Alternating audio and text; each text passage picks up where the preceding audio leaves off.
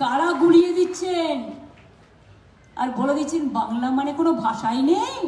আরে বাংলা ছাড়া ভারত হয়? ভিন রাজ্যে বাঙালি নিপীড়নের অভিযোগ থেকে নির্বাচন কমিশনের স্পেশাল ইন্টেন্সিভ রিভিশন, বাংলাকে বাংলাদেশি ভাষা উল্লেখ থেকে অমিত মালবীয়র বিতর্কিত মন্তব্য। সম্প্রতি রাজ্য রাজনীতির কেন্দ্রে উঠে এসেছে বাংলা ও বাঙালি ইস্যু। মঙ্গলবার জেলা সফরে গিয়ে দফায় দফায় এই ইস্যুকেই হাতিয়ার করে বিজেপিকে আক্রমণ শানালেন মুখ্যমন্ত্রী মমতা বন্দ্যোপাধ্যায়। সোমবার বিজেপির আইটি সেলের প্রধান অমিত মালবীয় এক্স হ্যান্ডেলে পোস্ট করে মন্তব্য করেন, প্রকৃত অর্থে বাংলা ভাষা বলে কিছু নেই যা বাঙালির সব ধরনের বর্ণকে একসঙ্গে অন্তর্ভুক্ত করে। বাঙালি মানে এথনিসিটি, এটা কোনো ভাষা তত্ত্ব নয়। দিল্লি পুলিশের হয়ে সাফাই মালবীয়ার। বাংলাদেশি ভাষা উল্লেখ করার মধ্যে দিয়ে দিল্লি পুলিশ আসলে শর্ট হ্যান্ডে বাংলাদেশ থেকে আসা অবৈধ অভিবাসীদের চিহ্নিতকরণের জন্য ব্যবহৃত করেছে। এটা পশ্চিমবঙ্গের কথ্য ভাষা বাংলা নিয়ে কোনো মন্তব্য নয়। মঙ্গলবার কামারপুকুর রামকৃষ্ণ মঠের অনুষ্ঠান থেকে মালবীয়র এই মন্তব্যের প্রতিবাদে গর্জে ওঠেন মমতা। অমিত মালবীয়র নাম না করলেও চড়া সুরে তার মন্তব্যের বিরোধিতা করেছেন মুখ্যমন্ত্রী। কারা গুলিয়ে দিচ্ছেন আর বলে দিচ্ছেন বাংলা মানে কোনো ভাষাই নেই?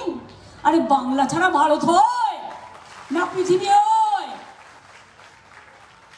জাতীয় সঙ্গীতের ভাষা রবীন্দ্রনাথ ঠাকুর, বন্দে মাতরম বঙ্কিমচন্দ্র চট্টোপাধ্যায়। হুগলির প্লাবন কবলিত এলাকা পরিদর্শনের পর মুখ্যমন্ত্রী যান ঘাটালে। সেখানেও বাংলা ভাষার অপমানের অভিযোগে প্রতিবাদ শোনা যায় মমতার গলায়।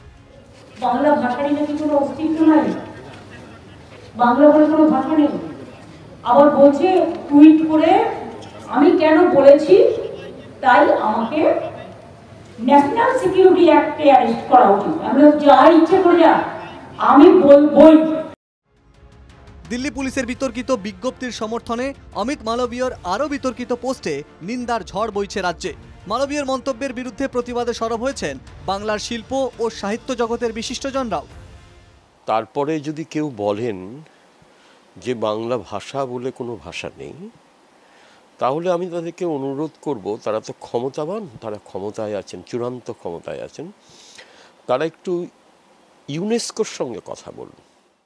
কাজে বাংলা যে একটা ভাষা সেটা জানবার জন্য খুব বেশি দৌড়তে হবে না, এই হলো কথা। কাজে শুধু বাংলাকে অপমান করা শুধু নয়, ডিমিন করা হচ্ছে এবং বাংলা বললে বাংলাদেশি বলে দেওয়া হচ্ছে। উনি বাংলা ভাষার ইতিহাস তো জানেন না, কাজে উনি ওর মতো করে ব্যাখ্যা দিচ্ছেন, ওরা যুক্তি সাজাচ্ছেন, এবং সবচেয়ে বড় কথা হচ্ছে বাংলা ভাষাকে স্বীকার করতে চাইছেন না।